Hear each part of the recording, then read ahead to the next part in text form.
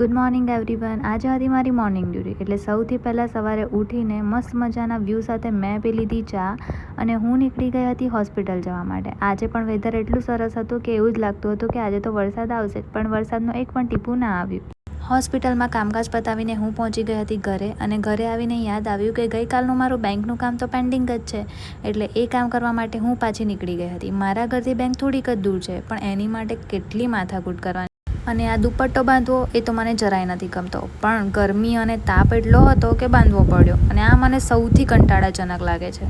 અને આજે પણ મારું કામ તો ના જ થયું. રસ્તામાં આવતા જોયું તો મસ્ત મજાની ટેટી હતી, એટલે મેં લઈ લીધી ટેટી. અને આવી ગરમીમાં ઠંડી ઠંડી ટેટી ખાવા મળી જાય તો એની વાત જ કંઈક અલગ હોય.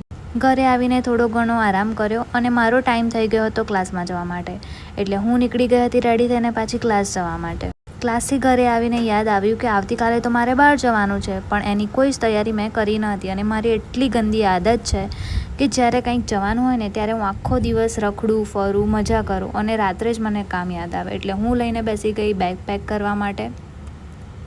આટલું બધું કામ કર્યા પછી હું થાકી ગઈ હતી, એટલે મેં લઈ લીધું મારું ડિનર. અને ઘણા બધા ટાઈમથી આ સિરીઝ મારા વેઇટિંગ લિસ્ટમાં હતી, તો આજે એ પણ જોઈ લીધી. અને પછી હું નીકળી ગઈ હતી આઈસ્ક્રીમ ખાવા માટે. તો કંઈ નહીં, આજના વ્લોગ માટે આટલું જ. કાલના વ્લોગમાં મળીશું. ત્યાં સુધી bye bye, good night and take care.